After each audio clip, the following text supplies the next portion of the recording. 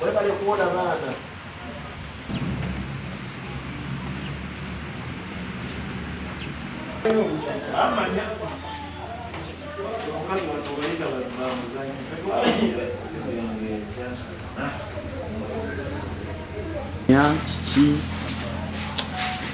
Erinnya nze musumba Mwami Matovu Deogratias musumba ekkanisa etibwa Church of Christ erikalagala awo nyimiridde wano nga overseer Bishop wa Ntenjeru zone. Tuli wano olw'ekikanga bwe ky'amaanyi mawulire gano nagawidde ku makya nga bwakakya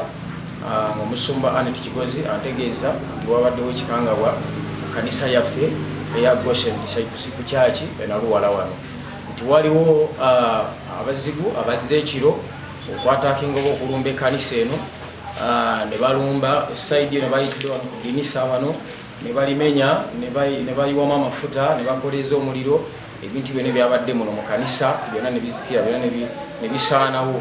nga bwe mubiraba. Abantu bano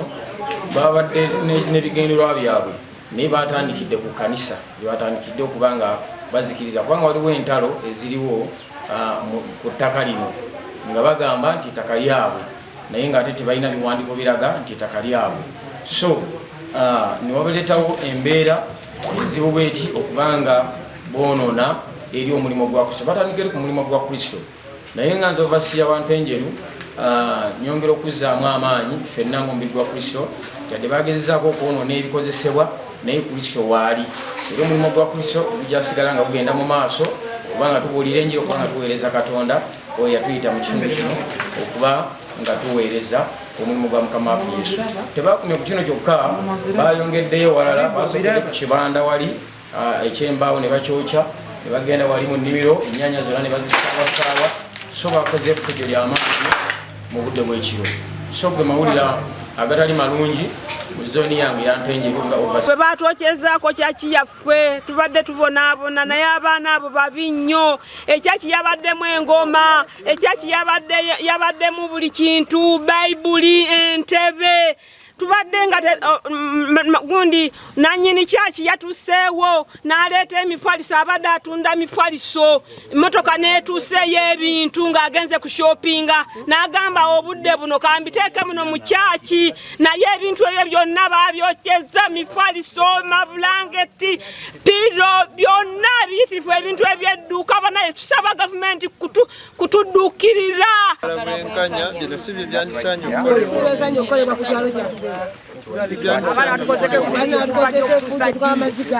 Bebakonde nyumba z'abantu tugenze mu mateeka batagala mudde balemeddeko twagala buyambi ffe mali yaffe eweddewo kino kikoleka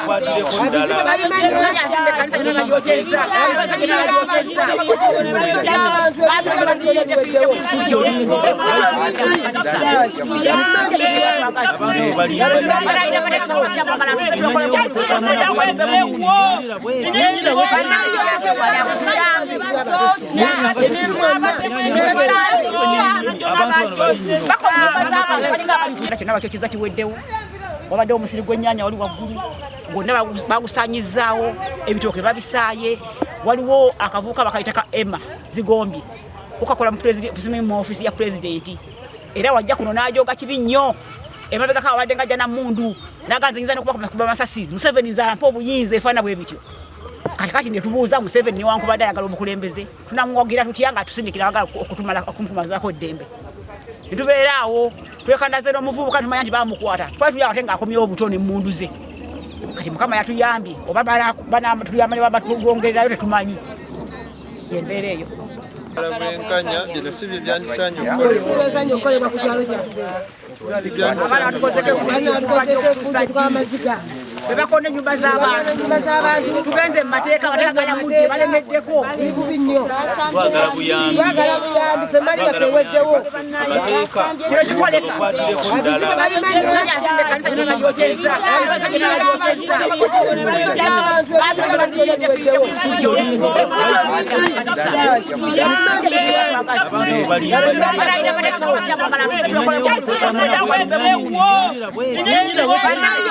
Abantu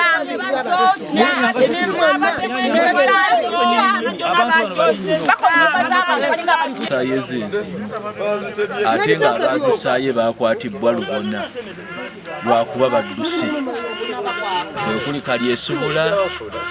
Emma owa SFC. Oyo wa SFC akoze effujjo era gavumenti etuyambeko nnyo ku mulenzi oyo Emma mutabani wa Musoke Expedito. Akulembeza obuyinza era akwatisizza eggwanga lino obubi kubanga yagamba nti President Museveni yamusindika okukola ebi.